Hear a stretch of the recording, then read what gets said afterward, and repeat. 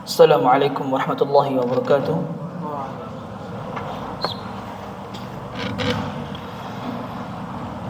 Innal hamdalillah nahmaduhu wa nasta'inuhu wa nastaghfiruh wa na'udzu billahi min shururi anfusina wa sayyiati a'malina. May yahdihillahu fala mudilla lahu wa may yudlil falan tajida lahu waliyyan mursyida. Asyhadu an la ilaha illallah wahdahu la syarika lah wa asyhadu anna Muhammadan wa habibuna nabiyina Muhammadin sallallahu alaihi wasallam. Ya ayyuhalladzina amanu taqullaha haqqa tuqatih wa la tamutunna illa wa antum muslimun. Amma ba'd. Jamaah tarawih yang dirahmati oleh Allah Subhanahu wa taala, salah satu perkara penting dalam sebuah kehidupan seorang muslim yaitu adalah bagaimana prasangka kita kepada Allah Subhanahu wa taala.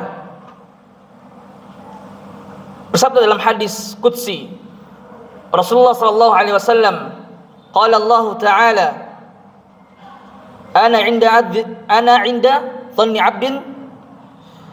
Allah Subhanahu wa taala firman, aku sesuai dengan prasangka hamba-hambaku.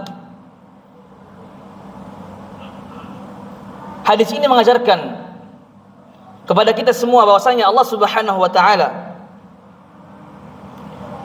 mengatakan kepada kita bagaimana cara memandang Allah Subhanahu wa taala sangat mempengaruhi keadaan hati kita.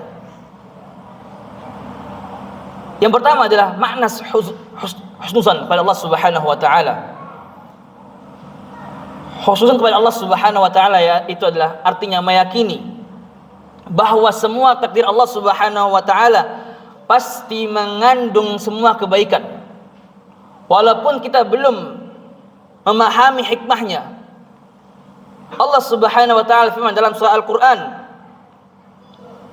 di dalam surah Al-Baqarah ayat 216, Allah mengatakan, wa asa an takrahu syai'aw wa khairul lakum. Boleh jadi kalian membenci sesuatu padahal itu baik bagi kalian. Maksudnya adalah boleh jadi apa yang kita lihat ini, apa yang kita benci ini baik di mata Allah Subhanahu wa taala, dan apa yang kita suka boleh jadi apa yang Allah benci. Terkadang seorang hamba hanya melihat sebuah kejadian hari ini, sedangkan Allah Subhanahu wa taala mengetahui masa depan kita, kehidupan kita, bahkan akhir kehidupan kita bagaimana. Terkadang sebuah manusia ini kalau sudah terjadi ya sudah itu, tapi tidak melihat ke depannya bagaimana. Apakah ada faedah yang dia dapat?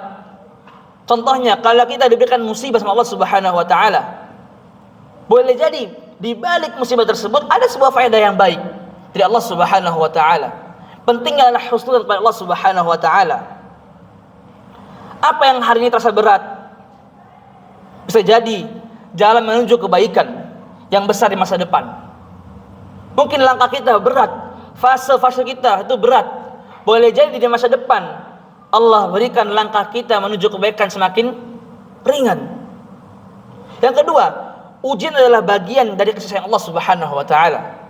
Jemaah yang dimuliakan Allah Subhanahu wa taala, kadang manusia mengira bahwa ujian adalah tanda Allah tidak sayang, tanda Allah itu marah kepada kita, tanda Allah itu benci kita. Padahal ujian adalah bentuk sayangnya Allah Subhanahu wa taala kepada hamba-hambanya.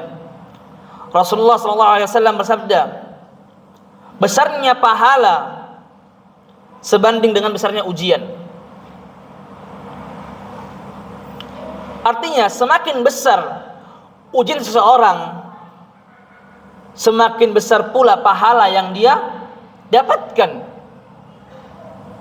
Contoh, seorang pekerja lapangan, dia seorang kuli bangunan, dia berpuasa, menahan lapar dari pagi sampai sore waktu berbuka.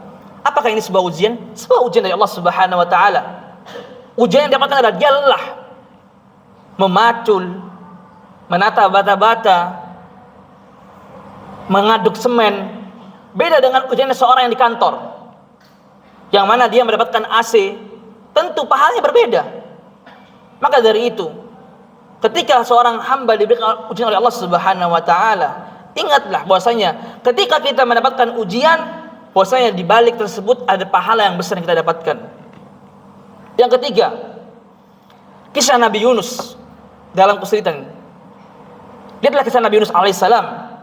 Beliau berada dalam 3 keadaan: di kegelapan malam, kegelapan laut, kegelapan perut ikan. Namun beliau tidak putus asa. Beliau bersabda malah dalam diri sendiri, la ilaha illa anta subhanaka inni kuntu minadh dhalimin. Tidak ada Tuhan selain Allah Subhanahu wa taala, Maha suci Engkau ya Allah, sungguh aku termasuk orang-orang yang zalim. Beliau mengatakan seperti itu di dalam perut ikan, yang mana dalam keadaan sendiri, gelap gulita, tanpa seorang istri, tanpa seorang teman ataupun sahabat. Dan beliau pasrah kepada Allah Subhanahu wa taala sembari menyebut la ilaha illa anta subhanaka inni kuntu minadh dhalimin. Tidak ada Tuhan selain Engkau ya Allah, Maha suci Engkau, sungguh aku termasuk orang-orang yang zalim. Dan Allah Subhanahu wa taala menjawab doa tersebut dalam firman-Nya, fastajabna lahu wa najjaynahu minal gham wa kadzalika nunjil mu'minin. Lalu kami perkenankan doanya dan kami menyelamatkan dari kesedihan, dan demikianlah kami menyelamatkan orang-orang yang beriman. Perhatikan akhir ayatnya. Dan demikianlah kami menyelamatkan orang-orang yang beriman. Artinya, pertolongan Allah Subhanahu wa taala itu bukan hanya untuk nabi. Bukan hanya untuk Nabi Yunus, Nabi Ayyub, nabi manapun, tapi untuk setiap orang-orang yang beriman, yang kembali kepada Allah Subhanahu wa taala. Makanya para jamaah sekalian, jika kita merasa selama ini sudah berdoa, beribadah, melakukan apapun yang Allah perintahkan, lantas kita tidak merasakan apa yang Allah berikan, bisa jadi bukan Allah yang tidak memberikan kita, tapi kita tidak menyadari bahwasanya Allah telah memberikan kepada kita sebuah nikmat yang begitu banyak. Contohnya oksigen yang Allah berikan kepada kita. Apakah berbayar oksigen tersebut? Jika kita berbayar, apakah kita mampu? Contohnya air. Kita mengambil di bumi ini air, apakah berbayar untuk rumah kita? Tidak. Allah Subhanahu wa taala memberikan gratis kepada kita semua ini. Maka jika kita sudah berdoa, beribadah, mentaati perintah-perintah Allah Subhanahu wa taala, dan kita merasa belum diberikan apa yang kita inginkan, coba kita introspeksi diri lagi. Sudah atau tidak? Terkadang Allah memberikan jalan untuk kita menuju apa yang kita minta, tapi terkadang seorang hamba sendiri yang menolaknya. Jadi Allah sudah berikan jalan kepada kita, arah mana yang kau tuju, Allah sudah arahkan kepada kita. Oh, arah A, bukan arah B. Tapi kadang kita menuju yang di B. Inilah yang salah dari diri kita. Allah sudah berikan petunjuk, tapi kita menolak petunjuk tersebut. Yang kelima, cara menumbuhkan husnuzon kepada Allah Subhanahu wa taala. Ada beberapa cara para jamaah sekalian. Yang pertama, perbanyak istighfar. Kalau jamaah sekalian pernah mendengarkan kisah Al-Imam Al-Hasan Al-Basri rahimahullahu taala, yang mana ketika beliau ditanya oleh 3 orang yang mana mengeluh tentang kehidupan dia, ada yang mengeluh sakit, ada yang mengeluh panennya tidak berhasil, dan berbagai macam keluhan. Lalu beliau menjawab, hendaklah kalian beristighfar kepada Allah Subhanahu wa taala. Sebenarnya Allah Subhanahu wa taala bersabda dalam firman-Nya dalam surat Nuh ayat 10 hingga 12, Allah mengatakan, faqul tastaghfiru rabbakum innahu kana ghaffara yursilis samaa 'alaikum midrara wa yumdidukum bi amwal wa banin wa yaj'al lakum anhar wa yaj'al lakum, faqul tastaghfiru rabbakum innahu kana ghaffara, mohon ampunlah kepada Allah Subhanahu wa taala, sesungguhnya Dia Maha Pengampun lagi Maha Penyayang. Allah Subhanahu wa taala menyuruh kita untuk beristighfar, Supaya apa? Supaya ketika kita butuh sesuatu, Allah akan berikan. Dengan istighfar Allah akan berikan kita apa? Tumbuhan-tumbuhan. Allah berikan panen kita lancar. Allah alirkan sungai-sungai kita. Maka dari itu para jamaah sekalian, dengan kita berbanyak istighfar, Allah Subhanahu wa taala akan memberikan jalan keluar untuk kita. Yang kedua, mengingat nikmat Allah Subhanahu wa taala. Jika kita melihat kehidupan, sebenarnya nikmat Allah sangat banyak. Allah Subhanahu wa taala firman di dalam surah An-Nahl, "Wa in ta'uddu ni'matallahi la tuhsuha." Jika kalian menghitung nikmat Allah Subhanahu wa taala, kalian tidak akan mampu menghitungnya. Adakah di sini para jamaah yang mampu menghitung nikmat Allah Subhanahu wa taala? Jikalau ada, coba sebutkan. Berapa nikmat yang Allah berikan kepada kita hari ini? Tidak mungkin kita mampu. Kalau ada yang mengatakan mampu, Allah coba sebutkan. Berapa banyak nikmat hari ini yang Allah berikan kepada kita? 10? 100? Tentu kita tidak mampu menghitungnya para jamaah sekalian. Penutup sekalian para jamaah sekalian. Penutupnya, Allah Subhanahu wa taala mengatakan untuk orang-orang yang merasa penuh dosa, merasa berbuat dosa begitu banyak hingga dia susah untuk beribadah kepada Allah Subhanahu wa taala. Allah Subhanahu wa taala mengatakan di dalam surah Az-Zumar ayat 53 hingga 55, Allah berfirman, "Qul ya ibadiyalladzina asrafu ala anfusihim la taqnatu min rahmatillah. Innallaha yaghfiru dzunuba jami'a."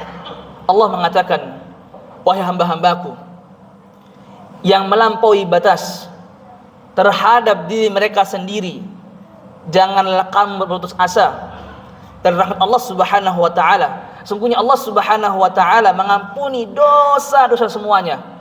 Sungguh Dialah yang Maha Pengampun, Maha Penyayang. Kita ambil dalam satu firman ini aja. Sini para jemaah sekalian, jikalau diri kita ini merasa telah melampaui batas pada Allah Subhanahu wa taala, bahkan pernah berbuat syirik pada Allah Subhanahu wa taala, Allah mengatakan dalam firman-Nya, "Qul ya ibadiyalladzina asrafu ala anfusihim la taqnatu min rahmatillah." Wahai orang-orang yang melampaui batas, kembalilah kepada Allah Subhanahu wa taala. Itu kembali kepada Allah Subhanahu wa taala. Jangan sampai di akhir ayat, di akhir hayat kita belum bertaubat kepada Allah Subhanahu wa taala. Aqul qauli hadza wastaghfirullah li wa lakum. Subhanakallahumma bihamdika astaghfiruka wa atubu ilaik. Wassalamu alaikum warahmatullahi taala wabarakatuh.